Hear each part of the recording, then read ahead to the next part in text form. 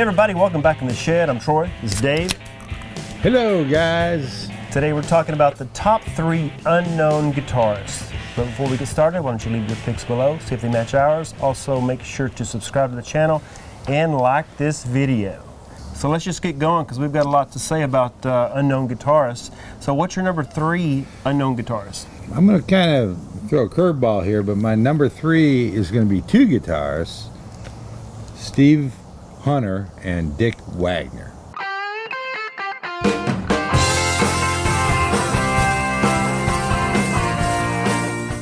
You know, I picked both of them because they were, kind of joined at the hip, and they created some of the great kind of dual lead guitar solos and guitar, playing in a lot of rock and roll songs that were, people don't really realize who they are because they were kind of like these ace session guys, Bob Ezrin, Bob Ezrin, of course, he produced everybody, but he was kind of responsible for getting the two together. They kind of hooked up in Detroit because Dick Wagner was playing with this band called The Frost, and Steve Hunter was with Mitch Ryder, Mitch Ryder and Detroit Wheels, huge band out of Detroit.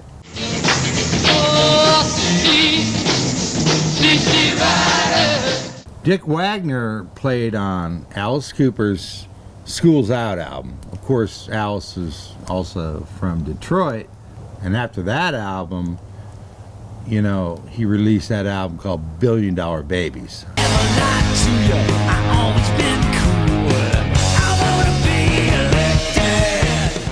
And that's when Steve Hunter hooked up with him, and they were responsible for some of that great Alice Cooper, dual lead guitar stuff.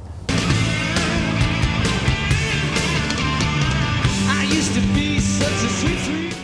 Both those guitars were kind of these shadow guitars, and they were used to overdub a lot of music. In fact, Kiss Destroyer album uses them.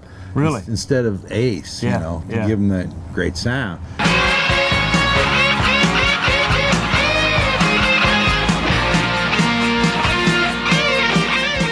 And they also overdubbed some Aerosmith stuff.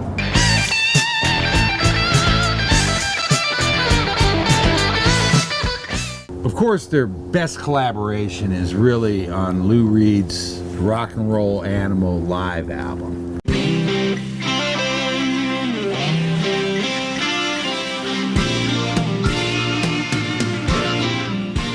That song Sweet Jane, which is a Lou Reed classic, they opened up the song, and it's really, I bought that CD just because of that song when I heard it on the radio. But it's got this whole 4 or 5 minute intro to that song with Steve Hunter and Dick Wagner back and forth, man. It's killer stuff.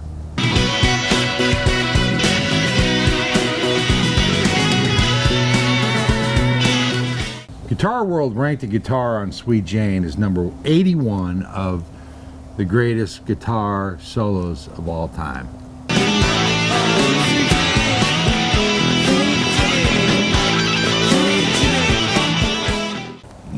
The two are so equal, it would be really hard to pick one over the other and split them because they're totally equal, and you can't really tell who's playing this or who's playing that, but they're stellar guitarist. And I bought Dick Wagner's autobiography when it came out.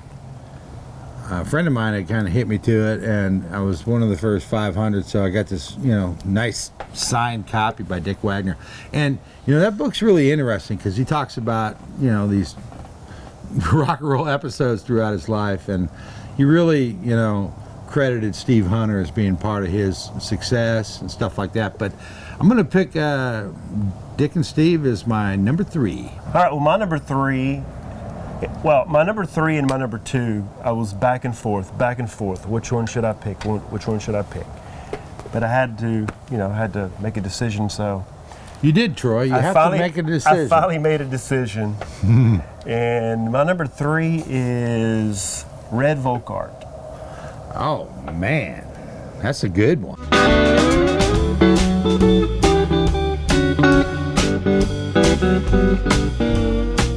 So Red Volkaert is widely regarded as one of the top guitarists in the modern era and is among the country's top Telecaster guitar players.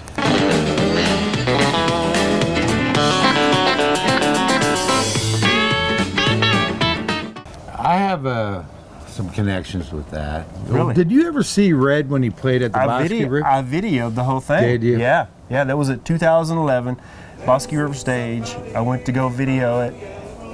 3 cameras set up. You know, we produced the whole concert, and Did he open up for Junior Brown, or it might have been. Yeah, he opened it for Junior Brown. Yeah. And Yeah, he blew me away. I was amazed because I'd never heard of the guy before. And what's crazy is his fingers are huge. Yeah. And I'm thinking, how is he playing? Because he's not just playing regular leads. He's playing some really funky stuff, Oh, man. he's got fat fingers, but Yeah. he can play the shit out of a guitar.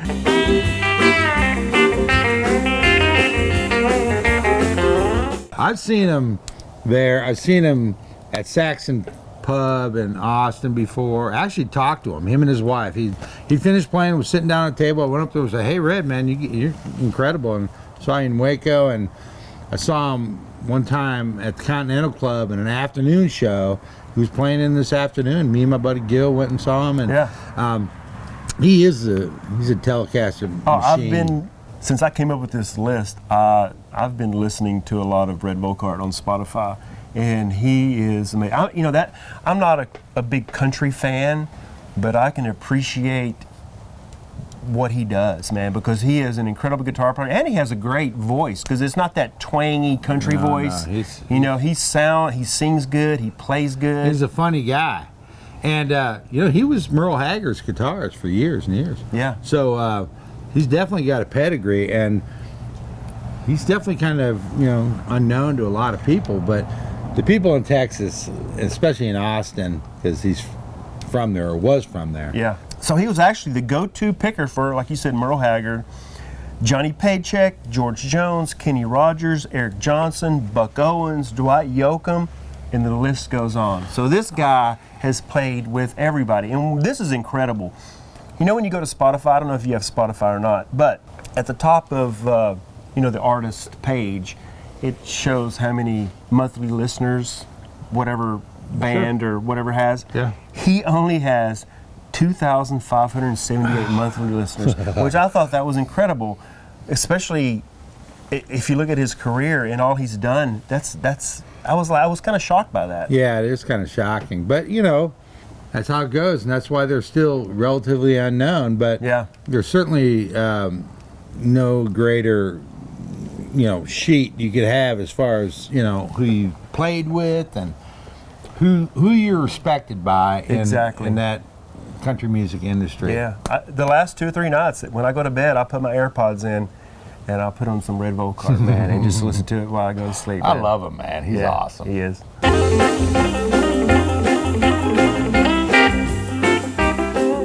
Number 2 is going to be Danny Gatton.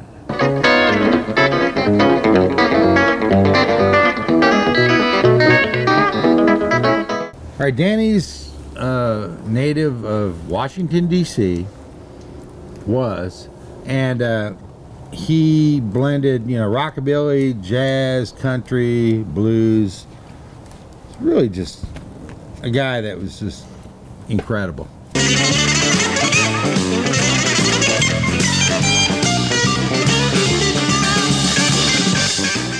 He was often referred to as the Telemaster and the Humbler.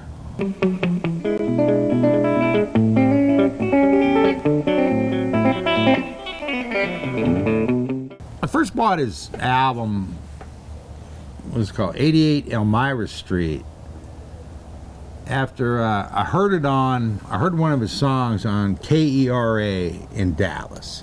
That's a public radio station in Dallas, and it was really the best radio station on the planet. During the day, they'd play all this incredible music, all kinds of styles of music, and at night they had Chris Doritas had this show where they would play just incredible music. Eventually, they kind of deviated from it and went to normal formats, talk radio, and I got pissed off and I wrote them a letter. I did, because I was giving them money, you know, and I listened to that all day long at my job when I worked in Dallas. And after that, he had an album called Cruisin' Deuces, and I bought that too.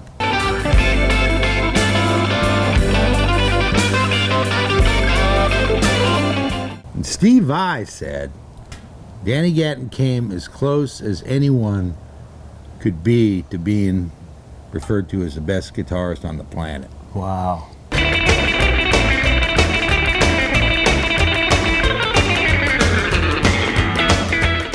And David Frick from Rolling Stone, who's really the only critic that I actually respect. Yeah. DJ on Tom Petty Radio also. Yeah. David Frick's great, and he knows music.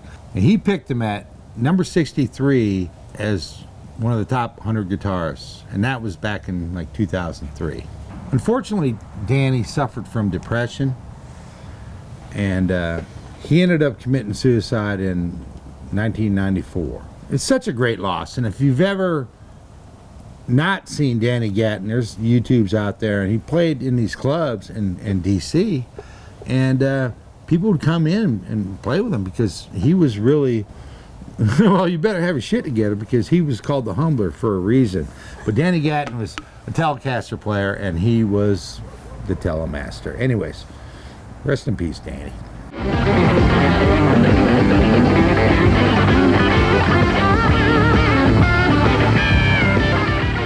All right, well, my number 2 is Leroy Buchanan.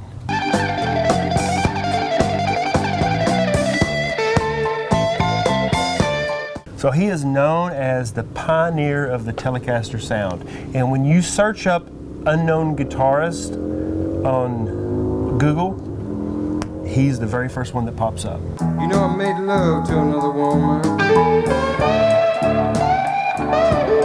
because I caught you making love to another man. You want to know something? What's that? It's your number 1. It's my number 1. Exactly. I figured it would be. Why do you do these things to me? So, you know, I was talking earlier about how Red Volkaert only has, 2,500 Spotify listeners, you know.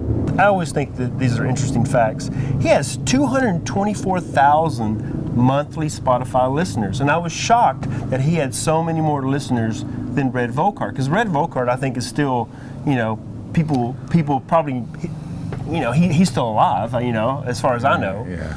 But yeah, and I've been listening, like I said a while ago, put my AirPods in tonight and listen to that guy play, man. He is freaking incredible. His guitar tone is just like, he's crazy, man. He's crazy.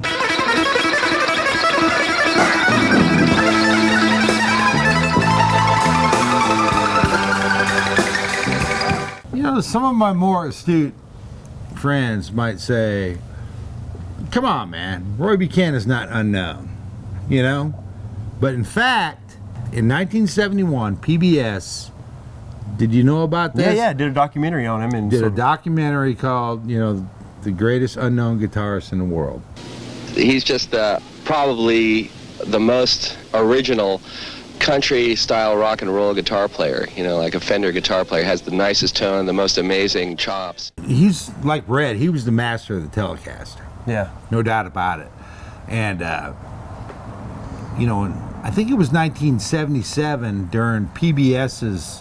There was our second season. Second season of Austin City Limits. Yeah, I watched some videos on YouTube. Man. I watched the whole thing.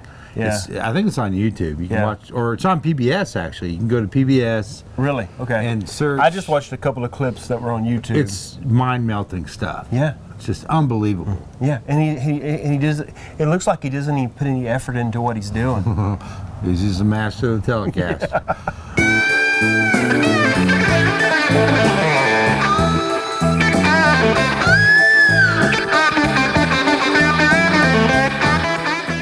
In 1972, he was approached by the Rolling Stones to join the band. Yeah. And he turned them down I mean, he must have some serious shit going on if you can turn down that gig, because the Stones are huge. I mean, they weren't any bands bigger than the Stones, Yeah. with few exceptions, in 1972 than the Rolling Stones. Yeah. But he decided, hey man, no thanks. Yeah. I read that he didn't want to be, I guess, influenced by their drug use. Yeah, that was one of it. And also I read that he wanted to do his own thing. He didn't want to be, you know, Tied into Keith and Mick. exactly. Because, you know, he was an original artist, and he had cut many albums, you know, up to then. He originally played with Ronnie Hawkins in 1959, and he played on that song, Who Do You Love? Which everybody knows, George Thorogood song.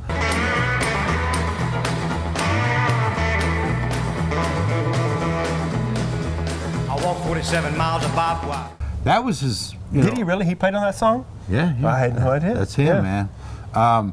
But you know, the guy, for whatever reason, he decided to forego all fame and fortune, Yeah. joining the Stones. And this is probably when Mick Taylor was still with them. And I don't know why they would want to add a third guitarist, but you know, Mick eventually left, and then they had to fill that slot with Ronnie Wood. You know, he had a kind of serious drinking problem. Yeah. And although you wouldn't know it when you saw him playing, because the guy was incredible. But I think he cleaned up for a while, and then he fell off the wagon. And it was up in the Northeast somewhere. I remember hearing about it when it happened, because I was totally hip to Roy Buchanan. And he got arrested, got thrown in the drunk tank, and then hung himself. And I think that was 1988. 1988. Yeah. He was arrested on domestic abuse. Was that it? Yeah. And I don't know the story exactly, but that's what I read. And he got thrown in jail and freaking killed himself, man. Man, what a great loss. And I can't really believe it's been that long, because it seems like it's only been 25 years ago instead of that many years ago. Roy Buchanan, there was no really greater guitar player on the planet.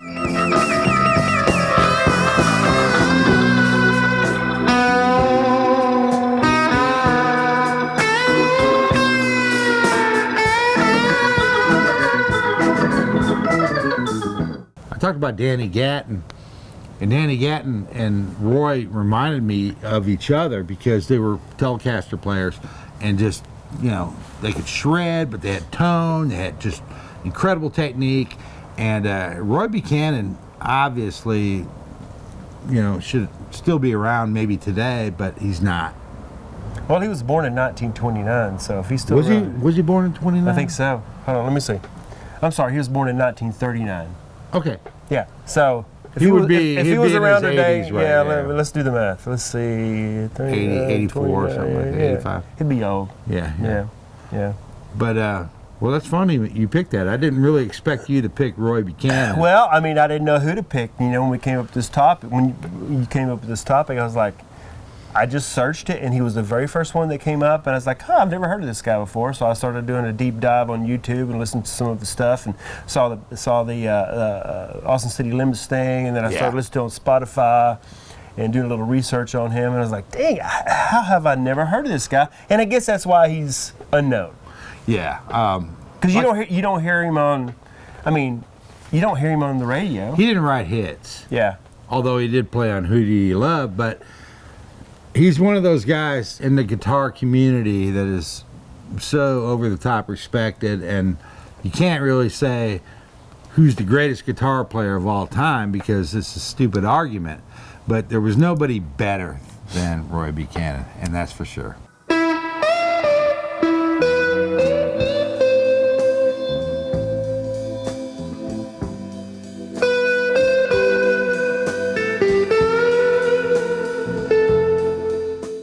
In my notes here, he has influenced so many guitarists: Robbie Robertson, Gary Moore, Jeff Beck, David Gilmour, Jerry Garcia, Niles Lofgren, and the list goes on. I mean, he was very influential in the guitar world, for sure. You know, one of the songs that we talked about previously on our jazz influenced episode.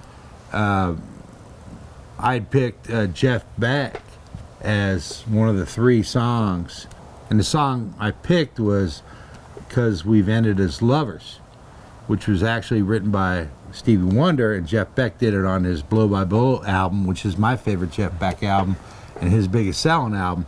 But on that album, he dedicated that song to Roy Buchanan. Really? And this is when Roy was still alive. So, Jeff was definitely, a fan. So, yeah, great choice, man.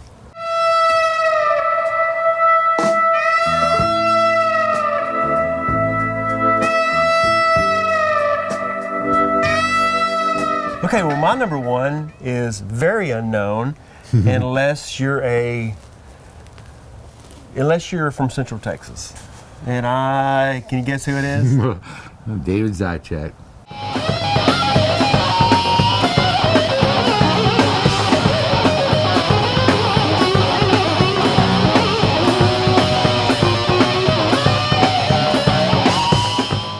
David Zychek was a friend of mine. My wife and I just recently did a documentary on him, and we released it, of course, last November at the Hippodrome down here in Waco. But he was an incredible guitarist, an incredible person, friend, musician, producer, and if you look on Spotify and you search his name, he has 4 monthly listeners. That's how unknown he is, or was, because he passed away in 2017. Yeah, that's a crime. And his career is, he never reached that next level of fame and fortune. Fame and fortune. You know, he had a lot of opportunities to do that, and he chose to stay here in Waco and not pursue, bigger and better things, I guess. But he did have that brief, brush with greatness, I guess you could say. He had a couple of big brushes with greatness. When he was with Airborne and they were signed to Capitol Records back in the day, they were this close to being, big time. But circumstances precluded that, and it didn't happen. And then, playing with Night Ranger after Jack Blade split to go do, it was Damn Yankees or something he was doing at the time. Yeah, that's what it was. And toured with them, and in his later years, which we didn't get to in the documentary, I think he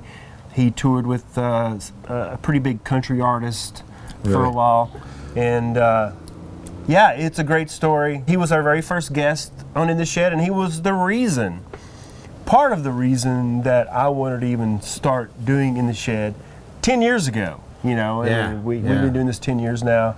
He was a great guy. I love David, and I was very sad when he passed away. And that's when my wife was like, you know what? We have all this footage of David, because we did a lot of his music videos, and I recorded 4 albums at his studio with the band I had back in the day. Yeah, so we decided, my wife was like, you know what? We should do a documentary on David Zychek. So, and Troy and I went and saw David a lot. Yeah, we'd go to dinner with him, and he'd come over to the house every once in a while. He came over here, our very first episode, and Dave smoked some ribs for him and stuff, and we had a great time. And he would play all around here, and I don't know how many times you and I went to go see him, but he would blow you away every time. He even did this whole Pink Floyd thing at Cinema that time. They did a complete, Pink Floyd show, and he nailed it.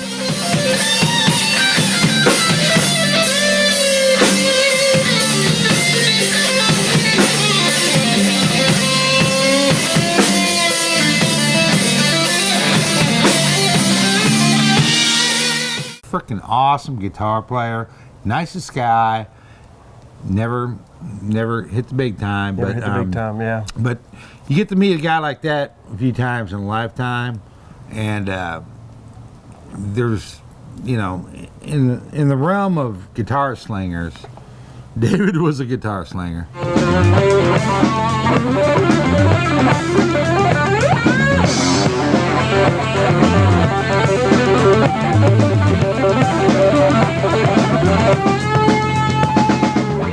So anyway, our documentary, just to let you know, do a little plug here. Our documentary is on Amazon Prime.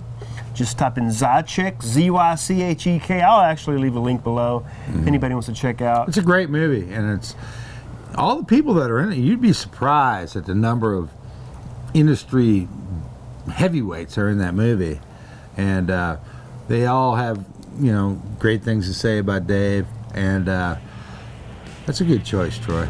Anyway, that's our top 3 unknown guitarists. Why don't you leave your picks below, and we will see you next time in the show. All right, see you later, guys.